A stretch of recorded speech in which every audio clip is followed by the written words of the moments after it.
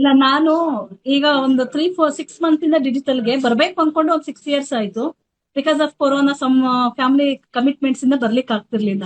2 years ಇಂದ ಹುಡುಕದ್ಮೇಲೆ 6 month ಇಂದ ನನ್ನ ಪ್ಲಾಟ್ಫಾರ್ಮ್ಗೆ ಎಂಟರ್ ಆಗಿರೋದು.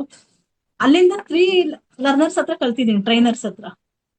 ಕೆಲವೊಂದ್ ಕಡೆ ಹೆವಿ ಇನ್ವೆಸ್ಟ್ಮೆಂಟ್ ಮಾಡಿದೀವಿ, ಕೆಲವೊಂದ್ ಕಡೆ ಕಡಿಮೆ ಇನ್ವೆಸ್ಟ್ಮೆಂಟ್, ಫ್ರೆಂಡ್ ಸರ್ಕಲ್ ಎಲ್ಲ ಇದ್ರು ಕೂಡ ಎಲ್ಲಾರು ವ್ಯಾಲ್ಯೂ ಪರ್ಸನ್ಸ್.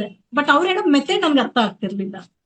ನನ್ಗೆ ಹೆಂಗ್ ಅನಿಸ್ತಿತ್ತು ಅಂದ್ರೆ, ಮೇ ಬಿ ನಾನು ಇದನ್ನ ಕಲಿಯಕ್ಕೆ, ಇಂಪ್ಲಿಮೆಂಟ್ ಮಾಡ್ಲಿಕ್ಕೆ ಮಿನಿಮಮ್ 1 year ನನಗೆ ಟೈಮ್ ಬೇಕಾಗ್ಬೋದು. ನಾನೊಂದು ಪರ್ಫೆಕ್ಟ್ ಅಂತ ನಂದೇ ಒಂದು ಸಿಗ್ನೇಚರ್, ನಂದೇ ಅಂತ ಒಂದು ಐಡೆಂಟಿಟಿ ನಾನು ಕ್ರಿಯೇಟ್ ಮಾಡ್ಕೊಂಡು ನಾನೇ ಸಿಗ್ನೇಚರ್ ಮಾಡ್ಬೇಕಾದ್ರೆ 1 year ಬೇಕಾಗಬಹುದು ಅಂತ.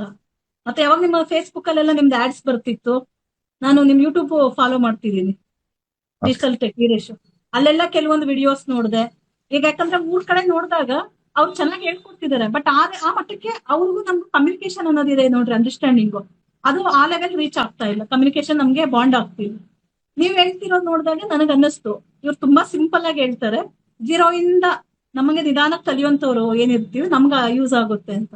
ಕಲ್ತ ಮೇಲೆ ಅಂತೂ ನಾನೇನೊಂದು ಡಿಸಿಷನ್ ತಗೊಂಡಿದ್ದೀನೋ 100% ನನಗೆ ತುಂಬಾ ಹ್ಯಾಪಿ ಅನ್ನಿಸ್ತಿದೆ, ಸ್ಯಾಟಿಸ್ಫೈಡ್ ಇದೆ. ಮತ್ತೆ ನಾನ್ ಕೊಟ್ಟಿರೋ, ಈಗ ನೀವೇನ್ ಚಾರ್ಜ್ ಮಾಡಿದಿರ 5 days ಕ್ಲಾಸ್ಗೆ, ಮಿನಿಮಮ್ ಅಂದ್ರೆ ಥ್ಯಾಂಕ್ ಯು. 5,000 ಎಬೋ ಕೊಡ್ಬೋದು. ಇದು ಕಣ್ ಮುಚ್ಕೊಂಡು ಕೊಡ್ಬೋದು. ಯಾಕಂದ್ರೆ ನನಗೆ ಇದು ಪರ್ಸನಲ್ ಎಕ್ಸ್ಪೀರಿಯನ್ಸ್ ಇರೋದ್ರಿಂದ ನಾನು ಹೇಳ್ತಿದ್ದೀನಿ. Okay, thank you but ma'am. 499 ಕೊಟ್ಟಿದ್ದೀನಿ.